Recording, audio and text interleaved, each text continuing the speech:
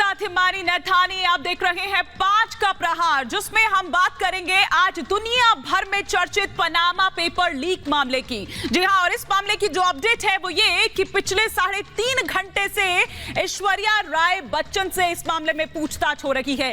ED के दफ्तर के भीतर ही इस वक्त मौजूद है ऐश्वर्या राय बच्चन और उनसे 3.5 घंटे का वक्त जो अभी तक पूछताछ लगातार उनसे जारी है। तमाम वो सवाल उनसे पूछे जा रहे हैं कि आखिर किस तरह से क्या उनका इसमें रोल रहा, साथ ही साथ विदेशों में आखिर क्या क्या वो संपत्ति, किस तरह से परिवार के साथ जो कंपनी है वो बनाई थी, कंपनी में और कौन कौन से जो मेंबर्स हैं वो उसमें शामिल थे, और बोर्ड ऑफ डायरेक्टर में आखिर ऐश्वर्या राय कब शामिल हुई। ये तमाम कुछ ऐसे सवाल हैं और सिर्फ इतना ही नहीं बल्कि सवालों की एक लंबी फेहरिस्त है जो उनसे पूछी जा रही है। और इस मामले में सिर्फ ऐश्वर्या तक ही आज नहीं है बल्कि ये दायरा और ज्यादा बढ़ सकता है, पूरे परिवार की मुश्किलें बढ़ सकती है। क्या कुछ और जानकारी मिल पा रही है? अनामिका पांडे मेरी सहयोगी मेरे साथ इस वक्त जुड़ चुकी हैं।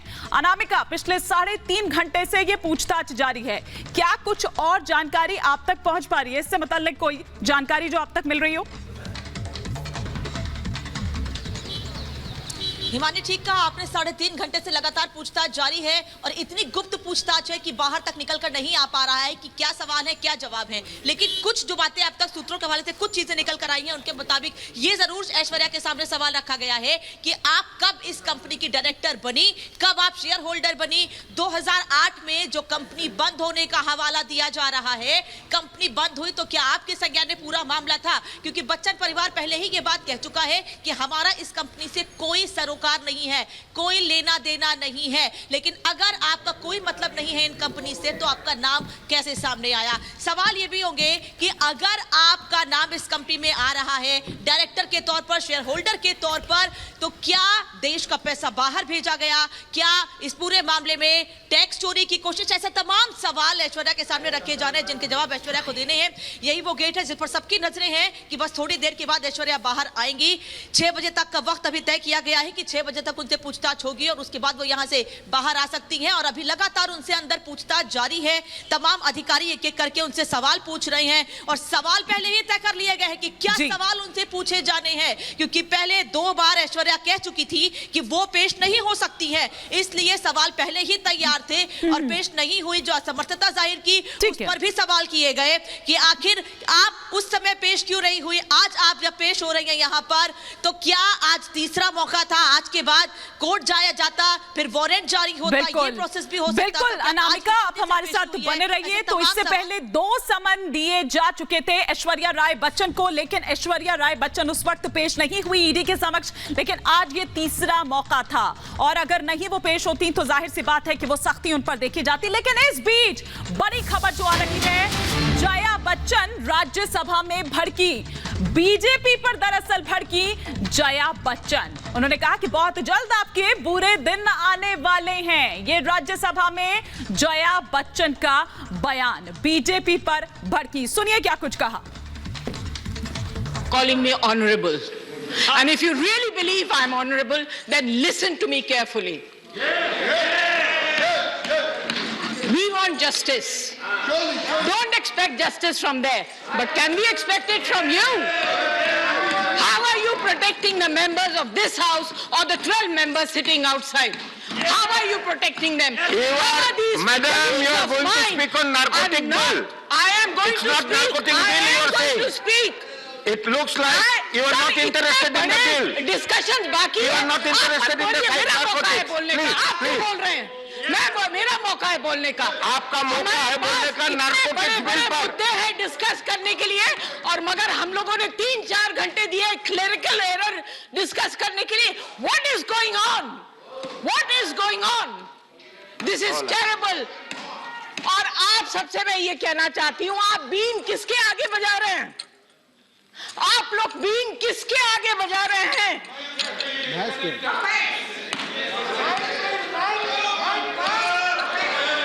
देखिए, आपके बुरे दिन बहुत जल्द आने वाले हैं। Honourable member, you are honourable member, आपके बुरे दिन बहुत जल्दी आने वाले हैं। अगर आपके अंदर इतनी You don't have to reply to him. Sir बात भी ना करने आप दें। एड्रेस कीजिए हम शेयर फिर को। भी ना बैठे। आप शेयर को एड्रेस चलाई कीजिए। घोट दीजिए हम लोगों का। आप लोग चलाइए।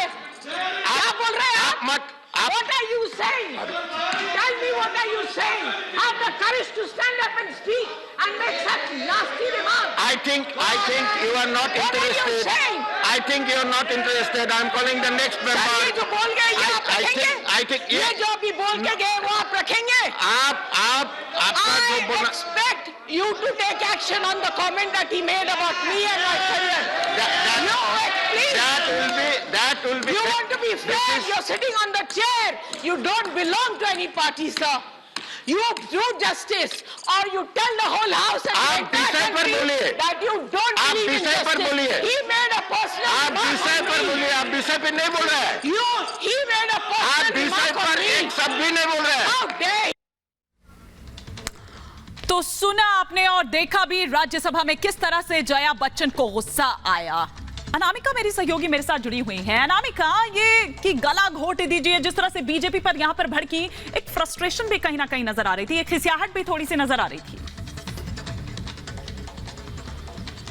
बिल्कुल, जिस तरीके से ऐश्वर्या राय को समन दिया गया उसको लेकर भी ये फ्रस्ट्रेशन हो सकती है हिमानी, क्योंकि जो शब्दों का इस्तेमाल उन्होंने किया, अब किसके सामने बीन बजा रहे हैं, अब क्या कर रहे हैं, ये नाराजगी के से ज्यादा उनकी फ्रस्ट्रेशन है, ये दिखाने और बताने की कोशिश कि आज जो कुछ हुआ, दिल्ली अचानक ऐश्वर्या राय को आना पड़ा, उसके चलते वो नाराजगी आज सदन में पेश कर रही है। भले ये दिखाने की कोशिश की गई कि 12 सांसदों के निलंबन को लेकर वो बातें कह रही हैं, बहुत सारी बातें ठीक है, उन्होंने ठीक है अनामिका, मैं लौटूंगी आपके पास, लौटूंगी, लेकिन किस तरह से जया बच्चन ने यहां पर कहा कि मेरे ऊपर निजी हमला हुआ है, और साफ तौर पर यहां पर यह कहते हुए कि आप गला घोट दीजिए। आप देखिए कि किस तरह से नाराजगी यहां पर जता रही थी, गुस्सा दिखा रही थी जया बच्चन। और वहीं दूसरी तरफ हम यह भी दिखा रहे हैं कि ऐश्वर्या राय बच्चन से पिछले 3.5 घंटे से यह पूछताछ जारी है। और आपको बता दें कि इससे पहले अभिषेक बच्चन भी पेश हो चुके हैं ईडी के समक्ष, और उस वक्त अभिषेक बच्चन की ओर से जो कुछ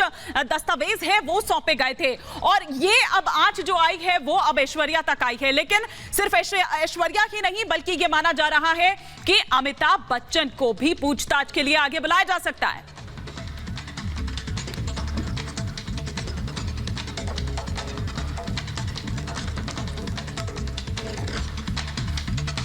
और अब आइए आगे बढ़ते हैं, एक और बड़ी खबर जिसकी तरफ हम रुख करेंगे। पंजाब में आखिर कौन कर रहा है साजिश? पंजाब से जिस तरह की तस्वीरें सामने आई, या जिस तरह से अब तमाम बयान जो सामने आ रहे हैं, आखिर क्या वो किसी साजिश की ओर इशारा कर रहा है? क्योंकि अगर कपूरथला की हम बात करें तो वहां पर किसी तरह की कोई बेअदबी नहीं हुई है, ये पुलिस का कहना है। लेकिन वहीं एसजीपीसी की अगर बात करें तो वो कुछ और कहती हुई नजर आती है। मतलब ये कि दोनों के स्टेटमेंट्स में कॉन्ट्राडिक्शन यहां नजर आता है। अपनी एसआईटी गठित की गई है एसजीपीसी की ओर से, और वो ये कह रही है कि हमें सरकार की एसआईटी पर भरोसा नहीं है, तो खुद की एसआईटी बनाई गई है एसजीपीसी की ओर से। लेकिन वहीं पुलिस की जहां तक बात है तो पुलिस ये कह रही है कि ये चोरी का मामला है, बेअदबी का मामला नहीं है।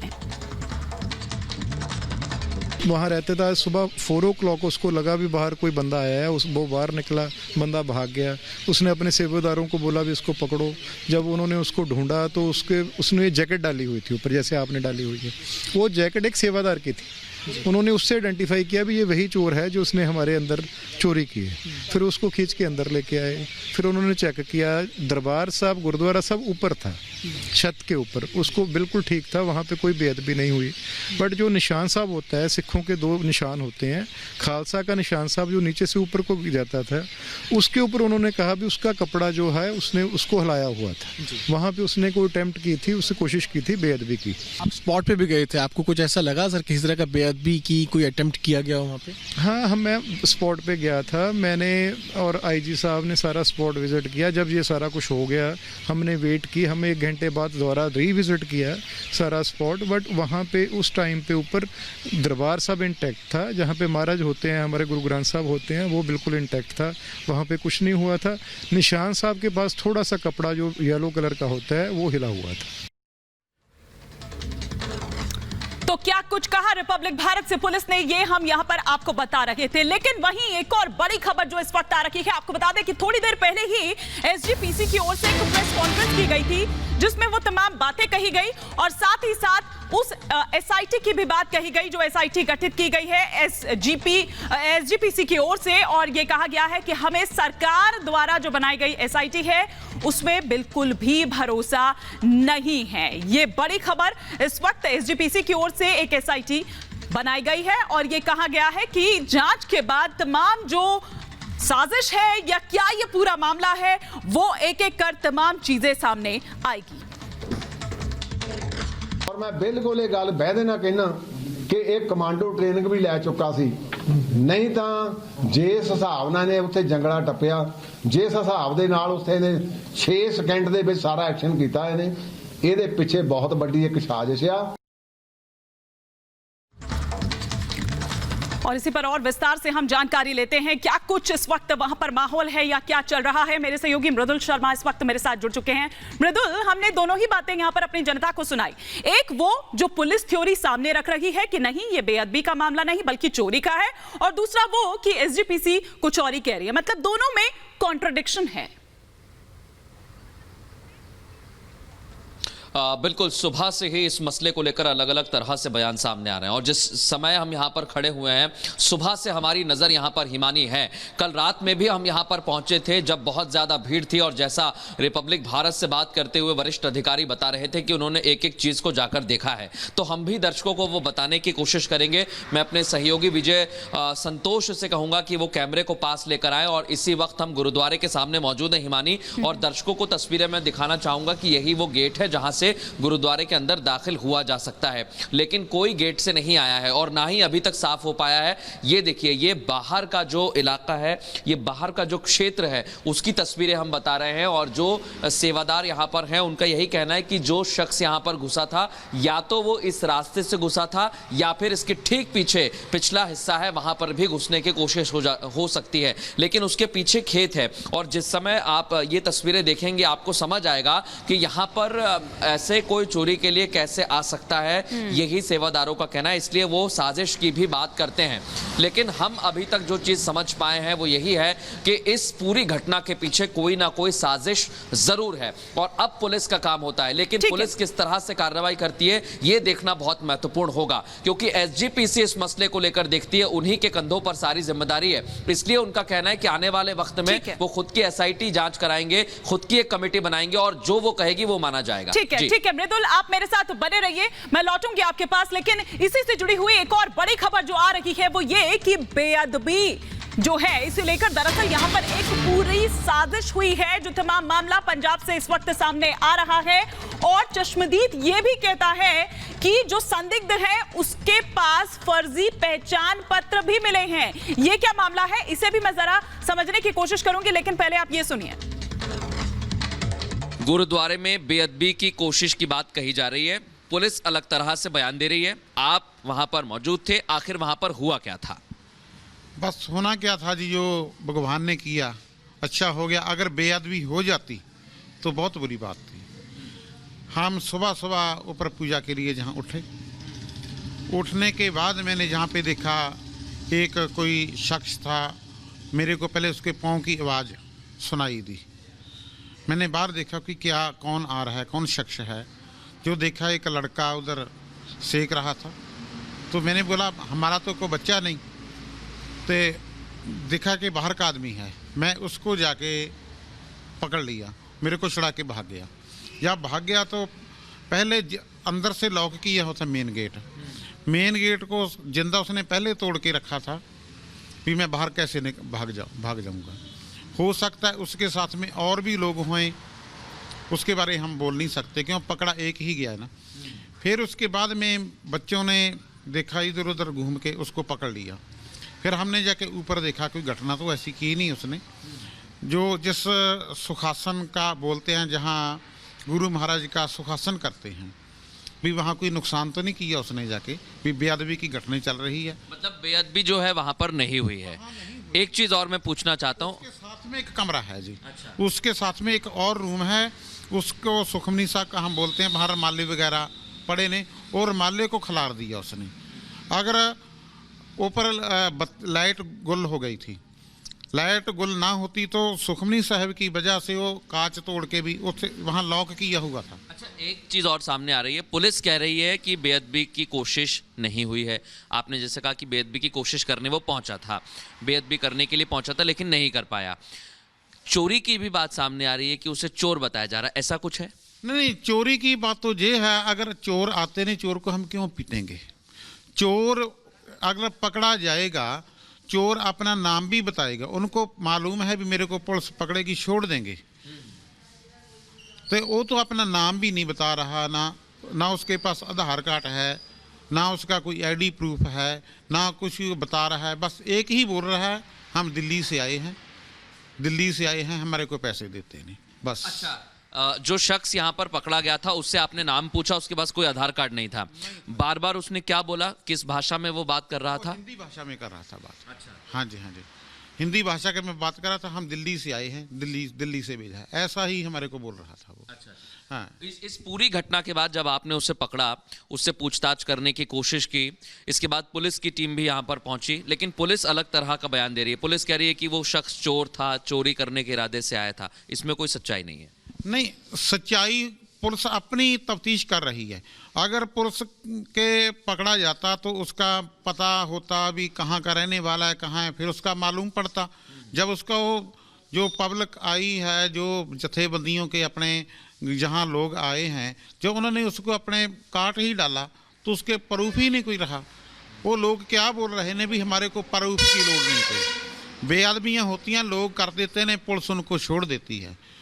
जो जथेबंदियाँ उनका ये कहना है भी हम इसका हम करेंगे, तो हमने बोला भी हम श्रोमणी कमेटी की वजह से उनको पुलिस के हवाले कर देंगे, हैं? कहते बोले नहीं, पुलिस के हवाले नहीं, हम आप करेंगे। तो जहाँ इतना जोश पड़ा था, लोग बहुत आए थे। आपको लगता है कि कोई साजिश के तहत ऐसी घटनाएं यहाँ पर की जा रही हैं, एक के बाद एक घटनाएं हो रही हैं? हाँ, वो साजिश की वजह से है जी, साजिश ही हो सकती है भी। ये सिख कौम, एक और दिलचस्प उसके गले में जो हम देखा है कि हिंदू के उसके गले में वो डाले हुए थे, एक बच्चा पढ़ रहा था ना, उसके घर में पता नहीं कहाँ से वो लेके आया। जब उससे हम निकाला भी इसका ड्रेस कहाँ का है, फिर वो कपूरथला के थे, उनसे घर में हमने फ़ोन किया भी ये तुम्हारा ये घर से कहीं चोरी तो नहीं की।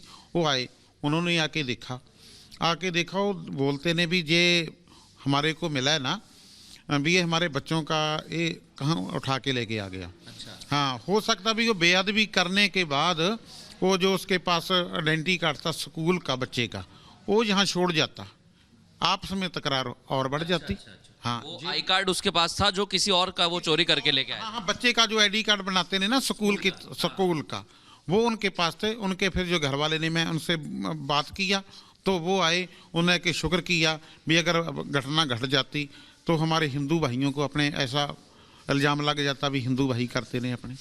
हाँ, ये भी एक बहुत इसमें अपने रोचक तथ्य मैं पहली बार आपको बताया, वो अभी तक किसी ने इंटरव्यू नहीं चली।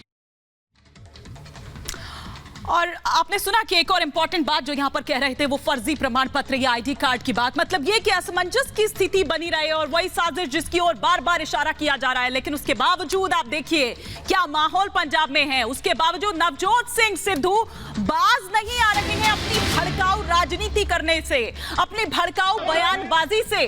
आप देखिए कि एक मंच, सार्वजनिक मंच पर वो विराजमान है इस वक्त, जो तस्वीरें आप यहां पर देख रहे हैं, और इसी मंच से वो ये कहते हैं कि बेअदबी करने वालों को सरेआम यानी कि लोगों के बीच में फांसी दे देनी चाहिए। मैं नवजोत सिंह सिद्धू पुत्र सरदार भगवंत सिंह सिद्धू स्वतंत्रता सेनानी ऐलान करदा कि अगर किते भी बेअदबी होवे, चाहे कुरान शरीफ दी होवे, चाहे भगवत गीता दी होवे, चाहे गुरु ग्रंथ साहब दी होवे, सामने लोकां दे लिया के फाहा ला देना चाहिए। एक और बड़ी खबर देखिए आ रही है, इस पर बीजेपी का भी पलटवार कहिए या रिएक्शन कहिए वो सामने आया है। वो ये कह रही है कि दरअसल कांग्रेस की ये आदत है और कांग्रेस सिख विरोधी है, कांग्रेस दरअसल आग लगाना चाहती है। ये बड़ा हमला जो बीजेपी की ओर से कांग्रेस पर किया गया। हो नहीं सकती, उसी लहजे में है मैं फिर कहूं कि 1980 के दशक का पैटर्न देख लें, बिल्कुल यही पैटर्न है, बिल्कुल इसी लाइन पर चले और फिर सरकार बनाई। 1991 में कैसे सरकार बनी? सिखों को मरवा कर, उनको आतंकवादी बताकर। आप देखिए, न्यूज़पेपर में ऐड लगी थी जिसमें एक सिख ड्राइवर दिखाया था टैक्सी में, और नीचे लिखा था क्या इसको देखकर तुम्हें डर लगता है? ये उन्हीं लाइनों की तरफ ले जा रहे हैं, देश को बहुत नुकसान पहुंचाएंगे। ये जो आग लगाने का काम कांग्रेस ने 80 में भी किया था, मैं फिर लोगों को आगाह करना चाहता हूं, उसी रास्ते फिर लोग। सरकार इनकी है, कांग्रेस के मुख्यमंत्री हैं, कांग्रेस की पुलिस सरकार है, वहाँ पुलिस इंटेलिजेंस सब कुछ इनका। किसने इनको रोका है? क्यों इन्होंने कार्रवाई की? क्यों बेअदबी करने वालों को इन्होंने सजाएं नहीं दी? क्यों सिखों को इंसाफ नहीं दिया? ये एक बहुत ही डिज़ाइंड कॉन्स्पिरेसी रही है 1980 से दशक से, जिसको कांग्रेस ने बहुत अच्छी तरह से चलाया और उसका खूब लाभ लिया। इसी तरह पहले गुरु घरों पे हमले करवाते हैं, सिखों को गुस्से में उत्तेजित लाना, फिर उनको इंसाफ ना लेने देना, फिर उनको एक बड़ा गंभीर आरोप जो बीजेपी कांग्रेस पर लगा रही है, तो क्या ये बवाल करके सियासी माहौल बनाने की कोशिश हो रही है? मेरी सहयोगी सृष्टि पांडे भी इस वक्त मेरे साथ जुड़ी हुई हैं। सृष्टि, आपने सुना कि क्या कुछ कह रहे थे मनजिंदर सिंह सिरसा? एक बड़ा आरोप जो बीजेपी लगा रही है कांग्रेस पर, क्या माहौल बनाने की कोशिश हो रही है? क्योंकि चुनाव भी है प्रदेश में आगे। बिल्कुल हिमानी, देखिए पॉलिटिकली भी ये मामला अब लगातार जो तमाम राजनीतिक दल हैं वो शुरू हो चुके हैं इस पर बयान देना। मनजिंदर सिंह सिरसा ने पहले दिन ही जब ये इंसिडेंट होता है तभी वो ये बयान देते हैं कि जिस तरीके से कांग्रेस पार्टी का चरित्र रहा है और जैसे कांग्रेस पार्टी की कार्यशैली रही है वो इसी तरीके से चलते हैं। उनकी कहीं ना कहीं स्ट्रैटेजी यही होती है, चुनावों से ठीक पहले इस तरीके से माहौल खराब करना। फिलहाल आपको बता दें कि इस वक्त मैं स्वर्ण मंदिर में ही मौजूद हूँ, जहां से ये पूरी एक बार हम तस्वीरें भी आपको यहाँ पर दिखाना चाहेंगे। तमाम लोग जो है मत्था टेकने के लिए यहाँ पर पहुंचे हुए हैं और हालात हालांकि गुरुद्वारे की बात करें तो बेहद सामान्य है और एसजीपीसी की ओर से अपनी एसआईटी का गठन किया गया है। ये बड़ी बातें आज यहाँ पर हुई है एसजीपीसी ने। मैं सृष्टि आपको रोक रही हूँ, मैं लौटूंगी आपके पास, आपके ऑडियो में कुछ दिक्कत है, मैं दोबारा लौटूंगी आपके पास। लेकिन देखिए, एक और बड़ी खबर जो इस वक्त आ रही है, अल्पसंख्यक आयोग ने पंजाब को एक नोटिस जारी किया है और आपको बता दें कि 26 तारीख से पहले इस पर जवाब देना है। बेअदबी का ये पूरा मामला जिस पर अल्पसंख्यक आयोग का ये नोटिस पंजाब को दिया गया है। तो बड़ी खबर इस वक्त, बेअदबी का ये पूरा मामला जिस पर नोटिस जारी किया गया है। आपको बता दें कि 2 दिन में 2 घटनाएं ऐसी होती है एक के बाद एक, जिससे प्रदेश में माहौल जो है वो काफी ज्यादा तनावपूर्ण हो जाता है और उसके बाद जिस तरह से ये बयान सामने आते हैं वो कहीं ना कहीं इसकी आग को और ज्यादा धधकाते हैं, वो इस आग को कहीं ना कहीं और ज्यादा भड़काते हैं। अल्पसंख्यक आयोग का ये पंजाब को नोटिस है, जवाब मांगा गया है 26 तारीख से पहले, यह कहा गया है। अब आइए हम आपको कुछ और ग्राफिक्स यहां दिखाने की कोशिश करते हैं और ग्राफिक्स के जरिए हम आपको दिखाते हैं कि आखिर यह पूरा मामला क्या है और क्या सवाल अब उसके बाद खड़े होते हैं। देखिए, पंजाब में अलर्ट भी जारी किया गया है, गृह मंत्रालय की ओर से अगर आपको बता दें तो यह अलर्ट जारी किया गया है। केंद्र से पंजाब को यह सुरक्षा अलर्ट दरअसल जारी किया गया है, सुरक्षा बढ़ाने की सलाह दी गई है। खासतौर पर अगर हम धार्मिक अनुष्ठानों की यहां पर बात करें, जो धार्मिक स्थल हैं उनकी सुरक्षा बढ़ाई जाए, यह केंद्र की ओर से साफ तौर पर कहा गया है। तो पंजाब में अलर्ट जारी किया गया है। लगातार हमारा ये जो अपडेट है इस पर हम आपको देते रहेंगे, सफर हमारा जारी है, लेकिन फिलहाल हमें यहां पर रुकना होगा एक छोटे से ब्रेक के लिए।